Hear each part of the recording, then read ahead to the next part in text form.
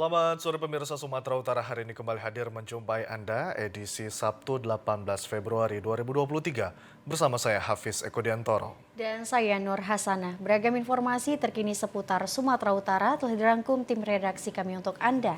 Dan berikut informasi selengkapnya.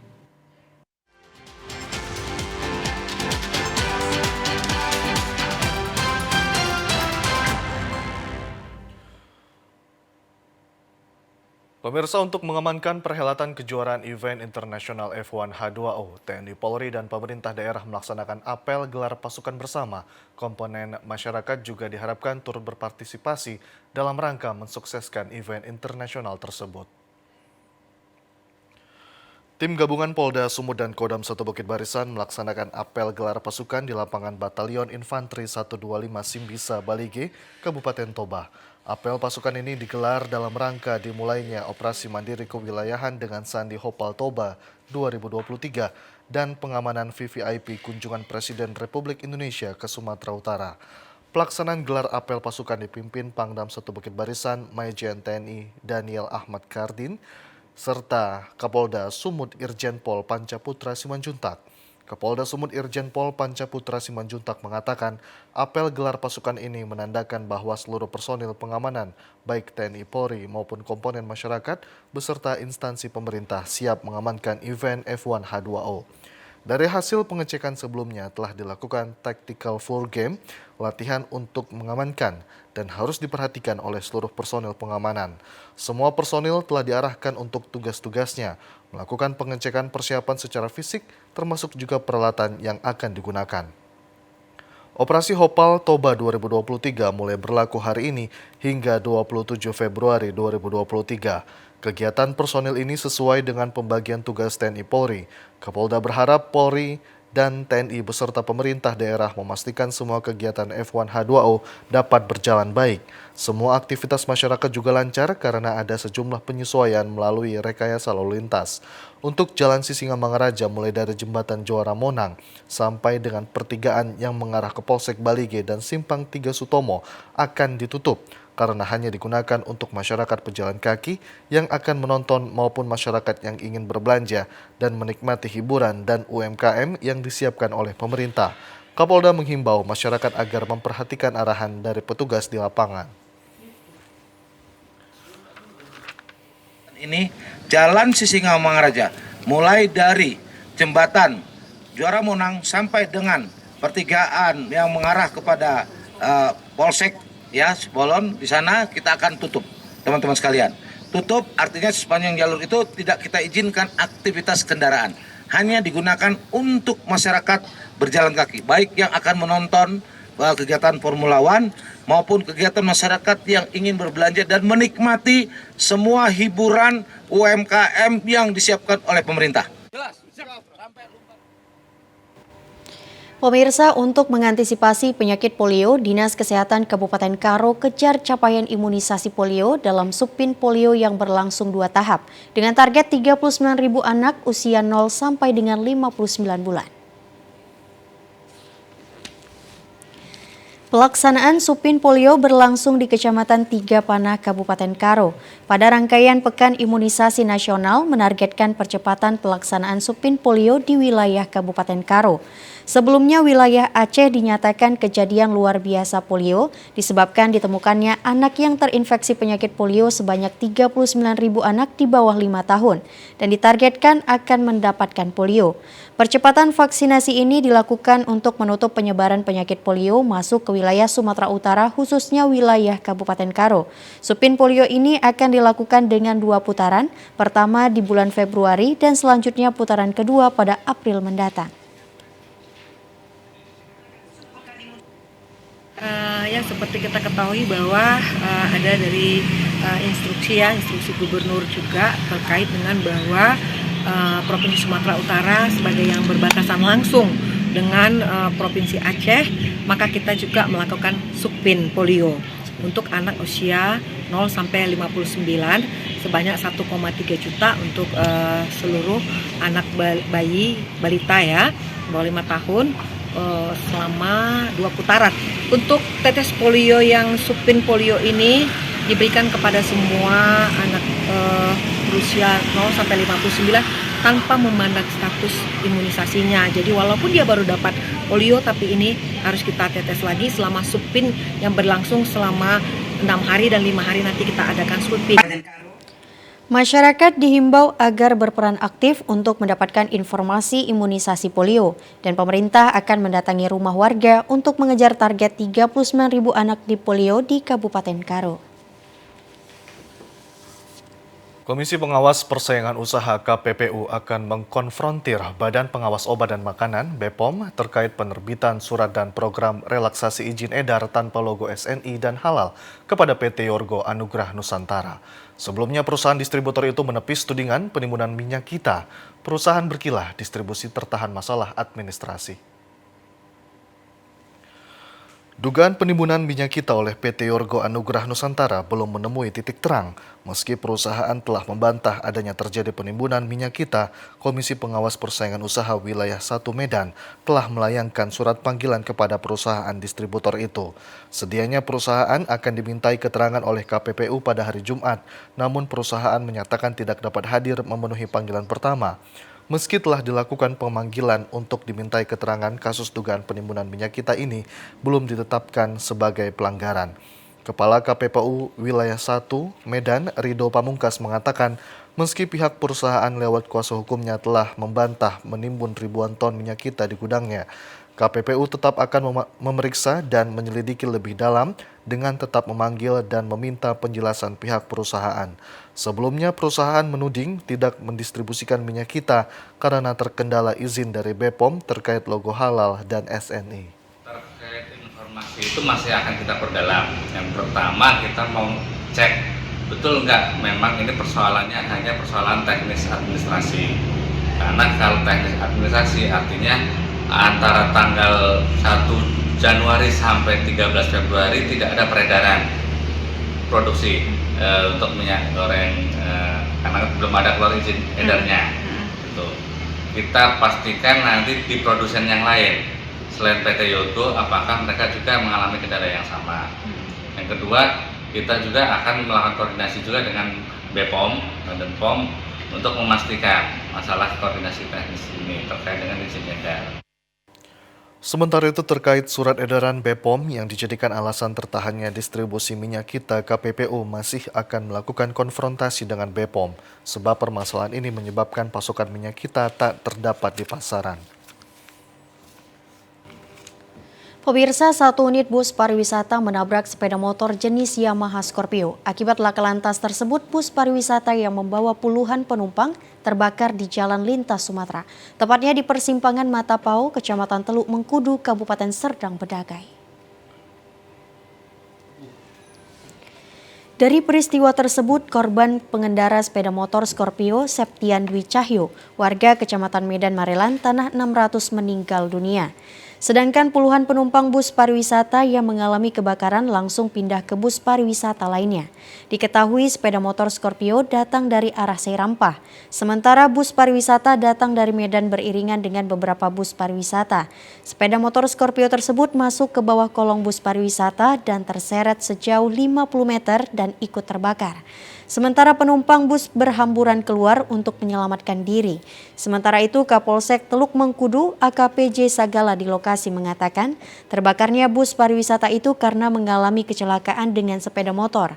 Dari pantauan tim liputan TVRI Sumatera Utara di lapangan, tampak personel Satlantas Polres Serdang Bedagai dan mobil damkar Sergai berjibaku memadamkan api yang membakar bus pariwisata. Sementara sepeda motor Scorpio yang belum diketahui nomor polisi ikut terbakar. Jenazah pengendara sepeda motor Scorpio saat ini berada di RSUD Sultan Sulaiman Seirampah, Sergai. Dari kejadian tersebut, arus kendaraan yang melintasi Jalan Lintas Sumatera Kabupaten Sergai dari arah tebing tinggi dan Medan mengalami kemacetan panjang. Sementara itu pemirsa, seorang lansia di Gunung Sitoli, Aloa, terlantar di gubuknya setelah puluhan tahun sang suami meninggal dunia.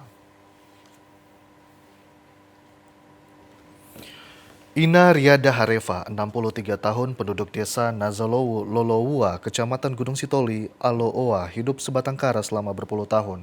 Hingga saat ini ia bertahan hidup di rumah peninggalan sang suami yang meninggal dunia sejak lama.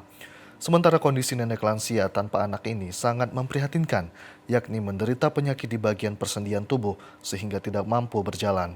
Untuk masuk dan keluar rumah dengan cara merangkak, ia juga tidak bisa lagi melakukan aktivitas seperti mencari nafkah atau memasak di rumah. Di hadapan sejumlah personil Badan Pekerja Majelis Sinode Gereja BNKP yang berkunjung ke tempatnya, Ina Riada Hareva menuturkan aktivitas kesehariannya terkadang dibantu tetangga untuk urusan makan dan minum. Sudah lama ia menanti adanya uluran tangan dan kepedulian dari berbagai pihak, seperti pemerintah maupun lembaga gereja, karena memiliki harapan dapat hidup lebih layak lagi. Melihat kondisi tersebut membuat misi diakonia yang dipandu Dalizatullah Lase bersama Tala Bulaya selaku BPMS gereja memberikan fasilitasi agar lansia yang terlantar tersebut dibawa ke panti jompo milik gereja di Gunung Sitoli. Tapi makanannya dari anak yang di bawah. Oh, Iya. ya, selama ini ibu ini siapa aja yang membantu? Ada nggak? Ada keluarga di bawah rumahnya. Saat ini berbagai proses koordinasi dengan pemerintah desa dan sinoda gereja terkait status dan penanganan khusus lansia tersebut untuk dibawa ke panti jompo. Gerakan diakonia gereja dalam bentuk kepedulian kasih yang dilakukan ini bagian peranan gereja dalam mendukung upaya pemerintah untuk memelihara fakir miskin dan orang terlantar sebagaimana peraturan dan perundangan yang berlaku. Pemirsa, pasangan suami istri yang tega menyiksa keponakannya divonis Majelis Hakim Pengadilan Negeri Kabanjahi Kabupaten Karo menjatuhkan vonis pidana penjara selama 2 tahun, sedangkan sang bibi divonis 1 tahun penjara.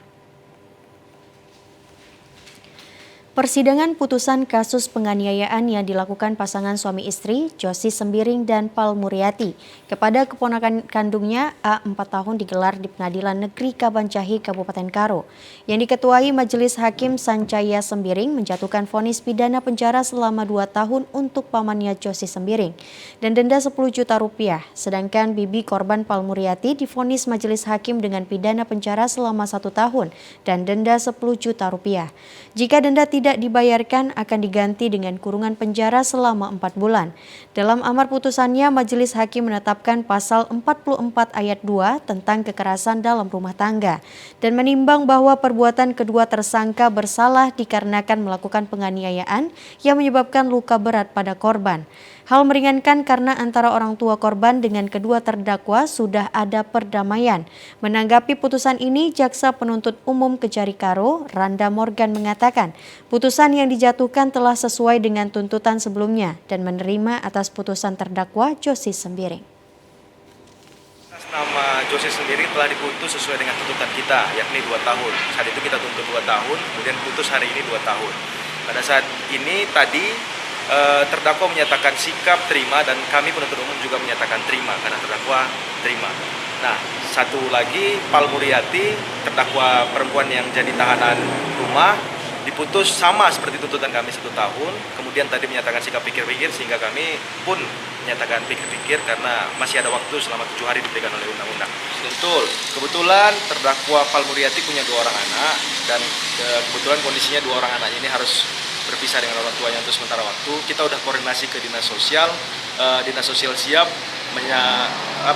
memfasilitasi saluran untuk merawat anak dari kedua terdakwa ini. Pemirsa, beragam informasi aktual lainnya akan kami hadirkan sesaat lagi. Tetaplah bersama kami di Sumatera Utara hari ini.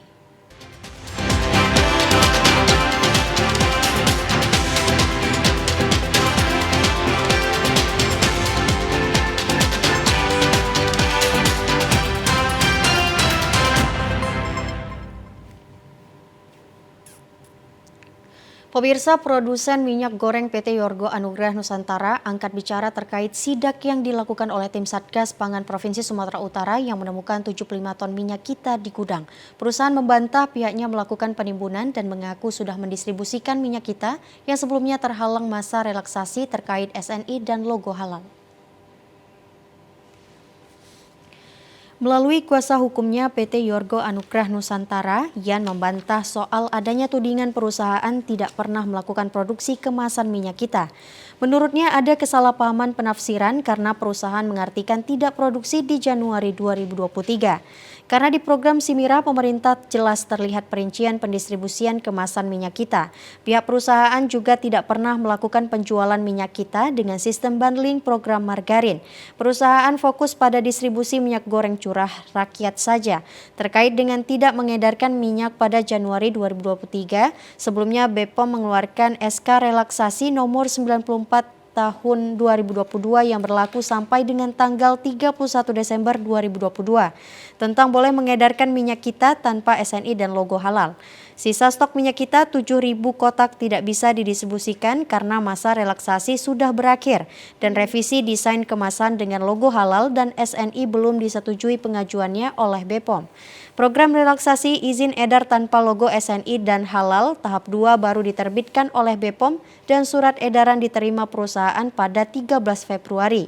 Dan kemudian sisa stok minyak kita langsung didistribusikan perusahaan pada 14 Februari kemarin.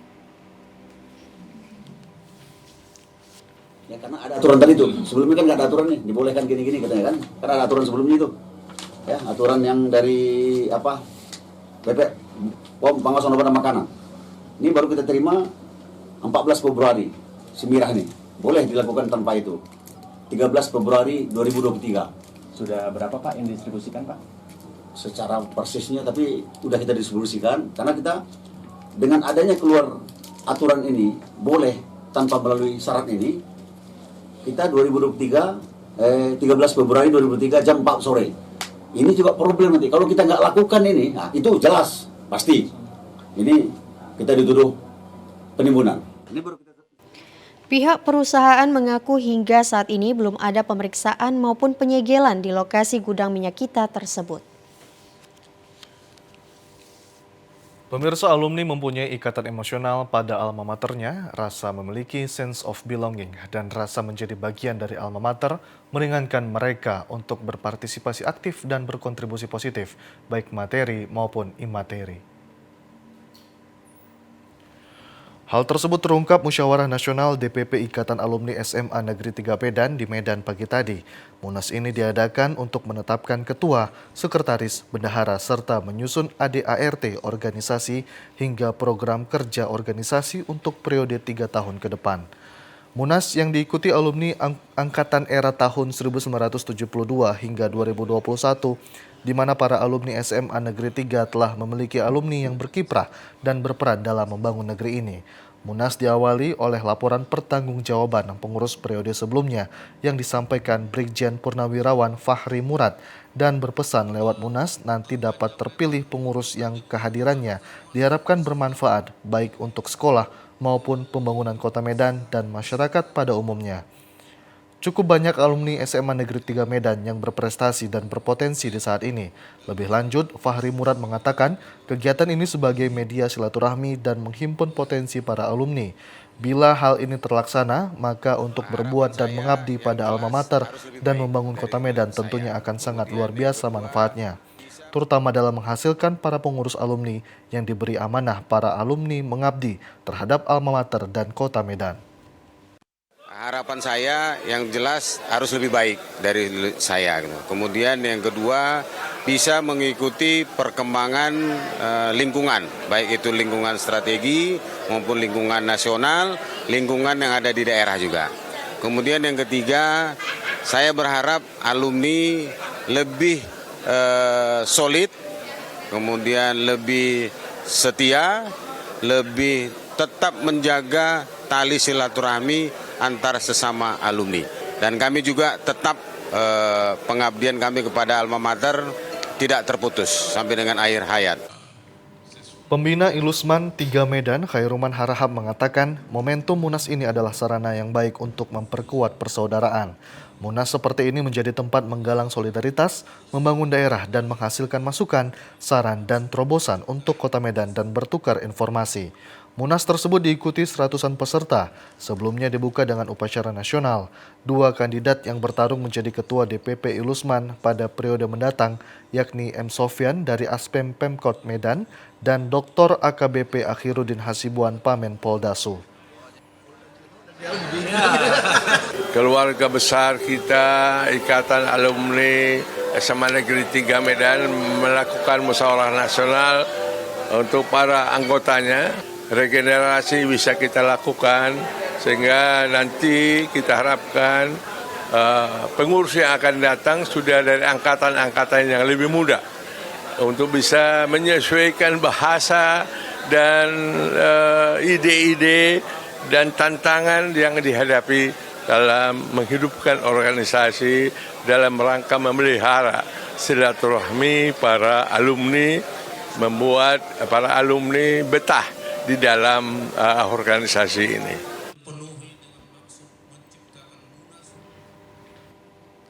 Pemirsa, setahun jelang pemilu 2024, Bawaslu Kabupaten Langkat melaksanakan apel siaga dan gerak jalan santai di Langkat.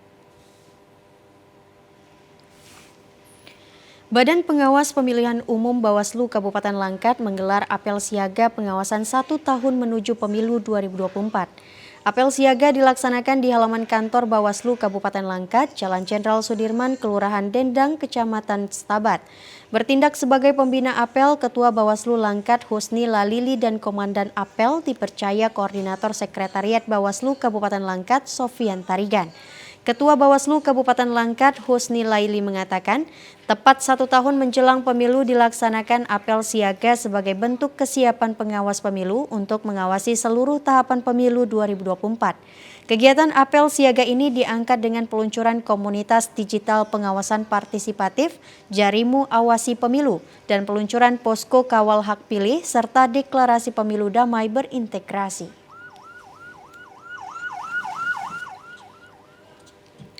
Komunitas Digital Pengawasan Partisipatif Jarimu Awasi Pemilu merupakan program pengawasan partisipatif berbasis teknologi informasi komunitas digital.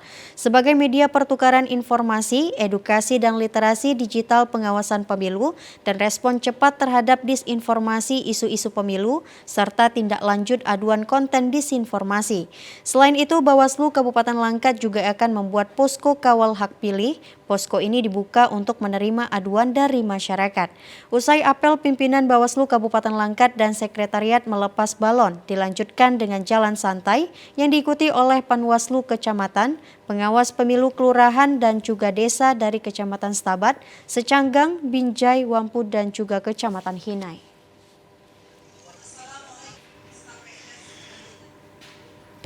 Iya, pemirsa, sejumlah informasi menarik lainnya akan kami hadirkan sesaat lagi. Tetaplah bersama kami di Sumatera Utara hari ini.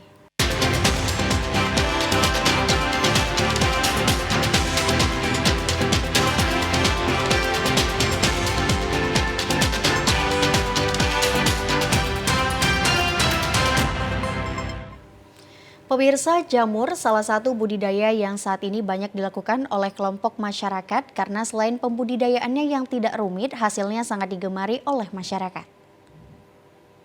Budidaya jamur di Desa Beringin, Kecamatan Beringin, Kabupaten Deli Serdang dibudidayakan oleh kelompok perempuan yang mayoritas tidak memiliki aktivitas di luar rumah. Melalui budidaya jamur ini, kaum perempuan memiliki potensi untuk menambah income baik dari penjualan jamur maupun pengolahan produk turunannya. Kaum perempuan di Desa Beringin mengaku mendapatkan sejumlah pelatihan budidaya jamur dari para ahli sehingga hasil yang diharapkan sesuai dengan target yang dibuat. Meski pada tahap pemula, kaum perempuan Desa Beringin tidak memiliki rasa khawatir karena selain mendapatkan pelatihan dari ahli, aparat desa juga secara rutin melihat perkembangan budidaya jamur yang dikelola masyarakat desa, khususnya kaum perempuan. Ibu Giem yang merupakan salah seorang anggota kelompok budidaya jamur di Desa Beringin sangat terbantu dengan adanya program pemberdayaan perempuan melalui dana desa. Ia mengaku produksi jamur nantinya tidak hanya dijual dalam bentuk segar, namun lebih mengolah menjadi bahan makanan sehingga memiliki nilai ekonomi yang tinggi. Rencananya ya mau dibuat jamur crispy, jamur goreng apa itu kan.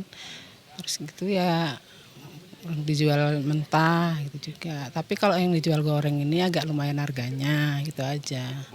Peyek, itulah peyek, keripik pisang, Itu aja lah Pak. Ya kami yang mengadakan inilah Pak, mengadakan masalah ini untuk ibu-ibu menambah keuangan ibu-ibu ya buat kita buat jamur ini, sama kalau bisa ya jamur mentah ya kita kirim juga gitu. Saat ini kaum perempuan Desa Beringin sudah memiliki berbagai keahlian karena adanya pelatihan yang dilakukan dari aparatur desa. Salah satu keahlian yang sudah dipraktekkan adalah pembuatan keripik jamur dan aneka peyek.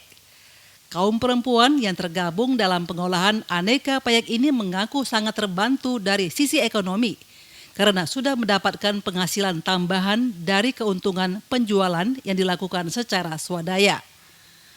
Meski pemasaran aneka peyek seperti peyek kacang, teri, kacang hijau, dan peyek jamur masih di seputaran Deli Serdang, kedepannya kaum perempuan Desa Beringin yakin dapat menembus pasar di luar Kabupaten Deli Serdang.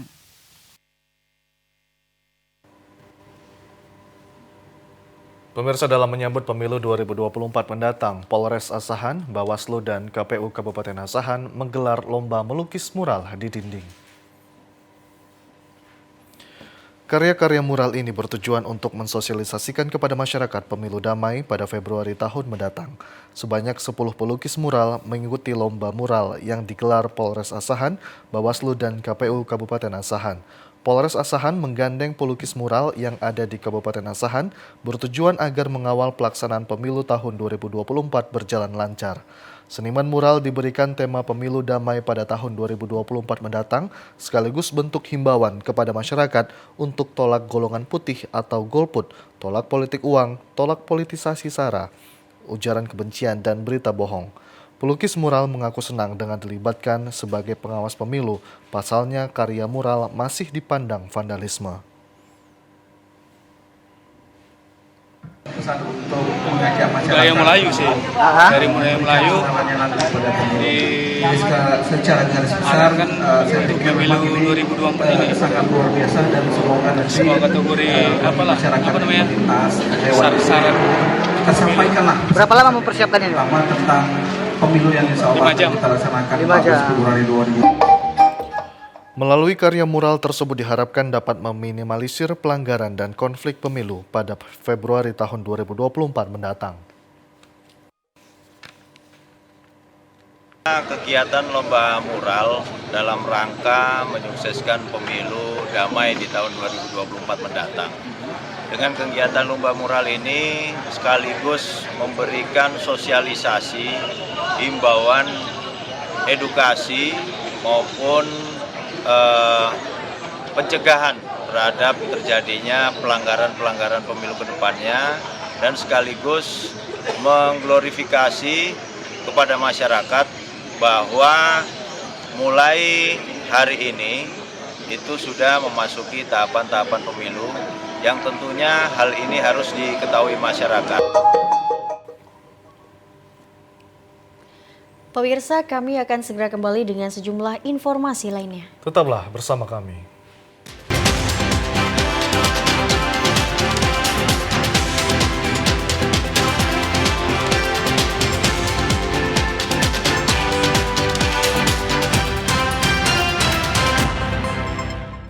Pemirsa, gedung kantor Pos Medan kini beralih fungsi menjadi Pos Blok, sebuah kreatif hub multifungsi bagi berbagai komunitas kreatif, pengembangan talenta lokal, pemberdayaan bisnis usaha mikro kecil dan menengah UMKM, dan usaha kecil dan menengah. Pos Blok Medan sebelumnya adalah kantor pos yang dibangun oleh pemerintah kolonial Belanda tahun 1911, sangat kental dengan nuansa arsitektur Eropa dengan arsitektur modern fungsional atau Art Deco geometrik.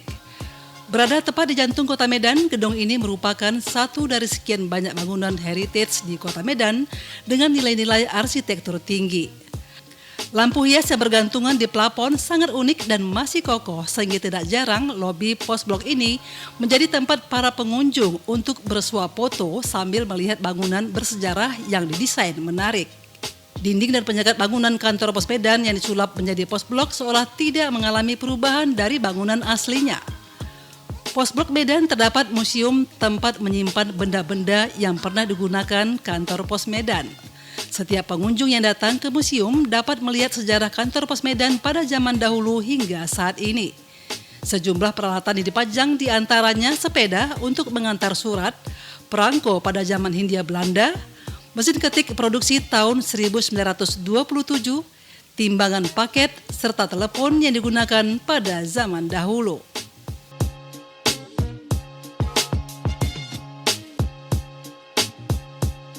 Setelah melihat museum saksi sejarah benda-benda kantor pos pada zaman dahulu, para pengunjung akan ditawarkan aneka kuliner khas jajanan kota Medan.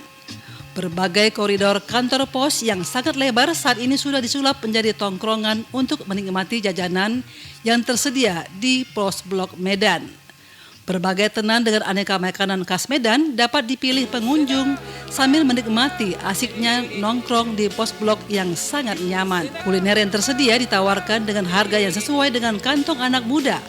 Meski para pengunjung tidak hanya kaula muda, namun nuansa kekinian dan jajanan ditawarkan sangat cocok bagi setiap pengunjung. Untuk ini saya melihat pos blok ini tempatnya unik, cocok untuk anak-anak muda, untuk teman keluarga yang tempat-tempat nongkrong lah, pokoknya cocok banget gitu. Untuk harganya itu sesuai lah, cocok lah, nggak terlalu mahal, pas banget untuk anak-anak yang masih sekolah juga bisa. Selain tenan aneka kuliner, di lokasi pos blok terdapat M-Block Market atau toko kelontong kekinian yang muncul di tengah krisis ekonomi akibat pandemi COVID-19 yang melanda dunia. M-Block Market ini dibuat untuk dapat menampung aneka produk UMKM dari kota Medan agar semakin dikenal dan bisa berkompetisi dengan produk-produk internasional. Di toko kelontong ini pengunjung juga bisa menikmati aneka minuman yang ditawarkan. Salah seorang pengunjung M-Block Market mengaku areal pos blok sangat tepat dijadikan sebagai tongkrongan karena kuliner dan produk UMKM-nya sangat terjangkau dan pembayarannya juga semua non-cash. Menurut saya ini sangat tempatnya menarik, selain rapi, bersih, dan juga cantik untuk tempat spot foto. Apalagi kalau kaum milenial sekarang itu kan hobinya foto dan untuk asupan sosial media. Khususnya di minimarket ini yang paling saya suka itu tatanannya, lampu-lampunya, kemudian susunannya juga suka sih, Instagramable. Pos blok Medan menjadi salah satu lokasi pilihan warga Medan untuk menikmati aneka kuliner dan bersantai bersama sahabat dan keluarga, seperti konsep pemikiran anak muda bernama Anggi yang saat ini menjadi Project Manager Pos Blok Medan. Animo untuk masyarakat Medan sendiri cukup tinggi ya. Kita udah buka selama 3 minggu dan untuk per harinya saja itu paling sedikit 1.800 yang visit, flow-nya untuk di Pos Blok Medan. Dan kalau untuk weekend sendiri sekitar 2.800 yang visit untuk di Pos Blok Medan. So far kita dibantu dengan banyak influencer ya. Jadi ada dari TikTok, dari Facebook, dari Instagram. Jadi mereka memberi banyak review yang baik tentang Pos Blok Medan. Perbedaannya adalah tempat nongkrongnya kita saat ini untuk anak-anak muda karena kita memberi ruang kreatif bagi anak-anak muda Kota Medan untuk bisa lebih speak up ya. Maksudnya selama ini mereka tuh banyak nongkrongnya di tempat-tempat lain seperti di mall gitu. Nah, kalau untuk di sini sendiri kita selain mereka nongkrong, mereka juga bisa visit. Di sini ada museum pos. Di sini juga bangunannya heritage. Jadi sangat cocok sekali buat anak-anak muda mengembangkan kreativitasnya. Pos Blok Medan dibuka dari pukul 10 pagi hingga pukul 22 waktu Indonesia Barat. Setiap pengunjung yang ingin masuk ke gedung Pos Blok Medan terlebih dahulu harus mendownload aplikasi Peduli Lindungi pada pintu masuk. Pelayanan kantor pos juga dibuka bagi warga yang hendak melakukan pengiriman barang dan surat serta menawarkan berbagai produk layanan yang terdapat di kantor pos Medan. Berada di Pos Blok Medan dapat menghilangkan rasa lelah dan cocok menjadi tempat berdiskusi dengan kerabat karena meski berada di inti kota, namun ketika berada di dalam gedung Pos Blok, pengunjung seolah terbebas dari kebisingan.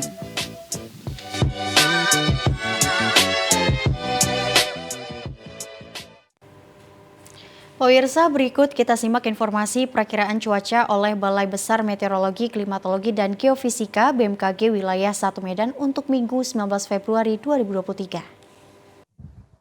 Halo Sobat BMKG, saya Tami, Perakirawan Balai Besar MKG Wilayah 1 Medan akan menyampaikan informasi perakiraan cuaca untuk Minggu 19 Februari 2023. Pada pagi hari, wilayah Sumatera Utara diperkirakan berawan, sedangkan untuk siang hingga sore hari, potensi hujan dengan intensitas ringan hingga lebat terjadi di wilayah Kepulauan Nias, Karo, Deri, Pakpak Barat, Deli Serdang, Langkat, Serdang Bedage, Simalungun, Taput, dan sekitarnya.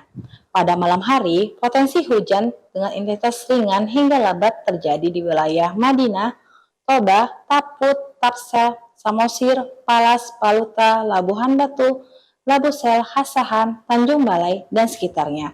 Pada dini hari di wilayah Sumatera Utara berawan, sedangkan untuk suhu udara Sumatera Utara berkisar antara 18 hingga 32 derajat Celcius. Untuk kelembapan udara berada pada kisaran 70 hingga 98%. Sedangkan untuk kecepatan angin di wilayah Sumatera Utara bergerak dari arah barat laut hingga timur laut dengan kecepatan 10 hingga 30 km per jam. Untuk titik panas atau hotspot wilayah Sumatera Utara tidak ada pada tanggal 17 Februari 2023. Bagi masyarakat dihimbau untuk waspada terjadinya hujan lebat di wilayah pegunungan dan lereng. Demikian perakiraan cuaca yang dapat kami sampaikan. Terima kasih dan sampai jumpa. Pemirsa, berikut kita ikuti informasi seputar lintas Andalas.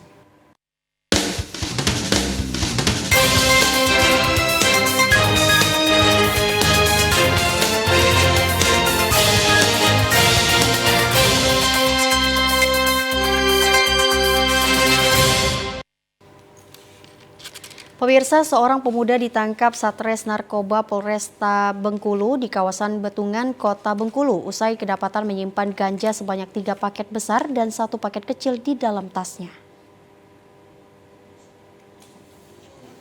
Inilah pelaku berinisial AI, pria berusia 27 tahun, warga Telaga Dewa, Kota Bengkulu yang ditangkap oleh Satres Narkoba Polresta Bengkulu. Pelaku AI diketahui seorang pengedar narkotika jenis ganja di Kota Bengkulu. Kabak Ops Polresta Bengkulu Kompol Jufri mengatakan pelaku ditangkap di pinggir jalan kawasan Betungan, Kota Bengkulu.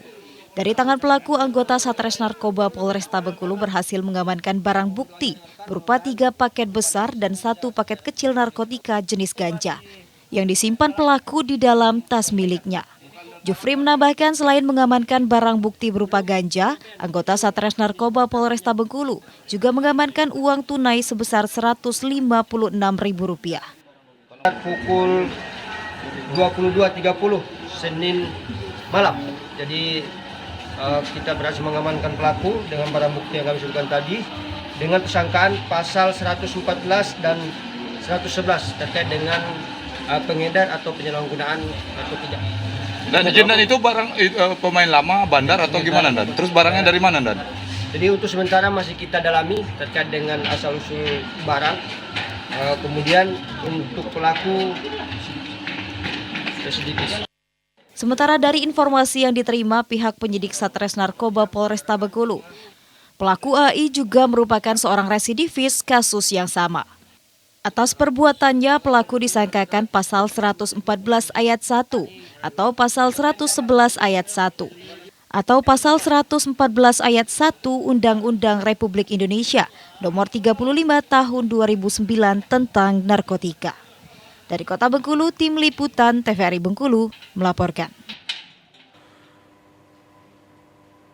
Dinas Perindustrian dan Perdagangan Provinsi Lampung melakukan inspeksi mendadak atau sidak di PT Asia Menara Perkasa, perusahaan pengemasan dan distributor minyak kita. Perusahaan ini masih kekurangan pasokan crude palm oil atau CPO. Inspeksi mendadak ke PT Asia Menara Perkasa di Jalan Pekon Ampai, Teluk Betung Timur, Bandar Lampung ini dilakukan pada Kamis sore. Kepala Dinas Perindustrian dan Perdagangan Provinsi Lampung, Elvira Umihani, menemukan perusahaan ini masih kekurangan pasangan CPO.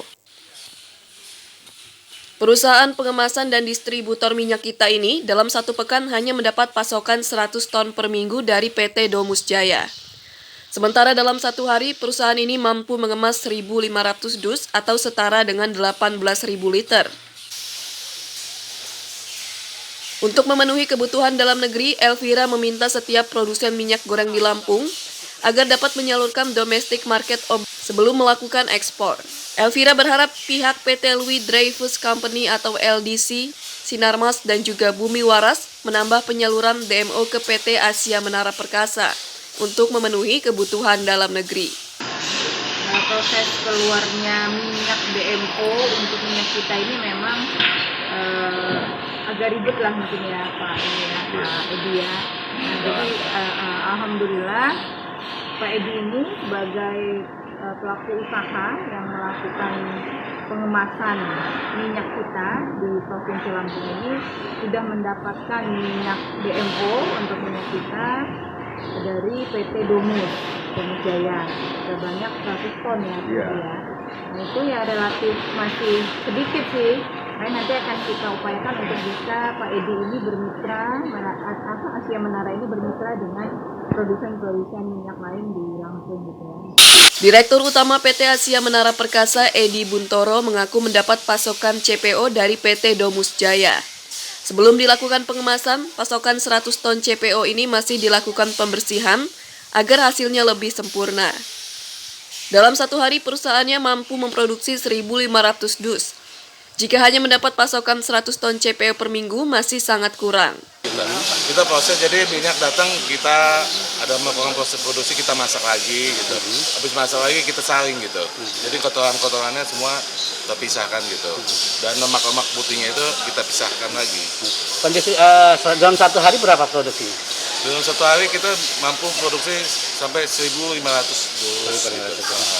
Untuk jumlah CPO-nya sendiri yang dari berapa kita dapat? Saat ini kami baru dapat dari Domus gitu. Minggu ini kita dapat 100 ton. Minyak kita kemasan dari PT Asia Menara Perkasa ini didistribusikan di pasar-pasar tradisional di Bandar Lampung dan Kota Metro. Jika ada penambahan bisa menyebar ke kabupaten lainnya. Yuntardi, TVRI Lampung melaporkan. Pemirsa, salah satu warga binaan pemasyarakatan Lembaga Pemasyarakatan Kelas 2A Bengkulu dengan kasus tindak pidana korupsi dikabarkan meninggal dunia. Warga binaan pemasyarakatan tersebut meninggal dikarenakan sakit yang dideritanya. Satu orang warga binaan pemasyarakatan Lembaga Pemasyarakatan Kelas 2A Bengkulu dengan kasus tindak pidana korupsi dikabarkan meninggal dunia karena sakit yang diderita. Kepala Lapas Bentiring Ade Kusmanto mengatakan, PBP meninggal dunia kemarin siang pukul 14.30 WIB yang sedang dalam perawatan medis di Rumah Sakit Umum Daerah M. Yunus, lantaran mengidap penyakit gula. Ade menambahkan jika almarhum masih hidup, menurut perhitungan STP ia akan bebas di 9 Juni 2025. Sedangkan keseharian almarhum di lapas dinilai cukup baik. CP dapat bersosialisasi dengan sesama WBP dan mengikuti program-program pembinaan di lapas. Satu warga binaan lapas kelas 2 Bengkulu kemarin meninggal dunia yang sedang menjalani perawatan medis di Rumah Sakit M. Yunus karena menderita sakit DM. Dan sudah kita lakukan perawatan beberapa kali selama almarhum menjalani pidana di lapas, selalu dilaksanakan rujukan untuk mendapatkan perawatan medis, dan terakhir kemarin pada tanggal 15 Februari 2023 sekitar pukul 14.30 kurang lebihnya meninggal. CP WBP yang meninggal dunia berusia 55 tahun, merupakan mantan staf bidang marga di Dinas Pekerjaan Umum Provinsi Bengkulu. Ia divonis bersalah atas kasus tipikor, preservasi rehabilitasi Jalan Batas Kota Kepahyang, Simpang Kantor Bupati Kepahyang, Batas Sumatera Selatan tahun 2017. Dengan 3 orang terdakwa, Sudirman selaku konsultan pengawas, dan CP selaku PPTK, dan Maliani Sahari selaku Direktur PT Sindang Brother. Tim Liputan TVRI Bengkulu melaporkan. Pemirsa, informasi tadi sekaligus menutup perjumpaan kita pada sore hari ini. Saya Hafiz Eko Diantoro. Dan saya Nur Hasanah. Selamat sore dan sampai jumpa.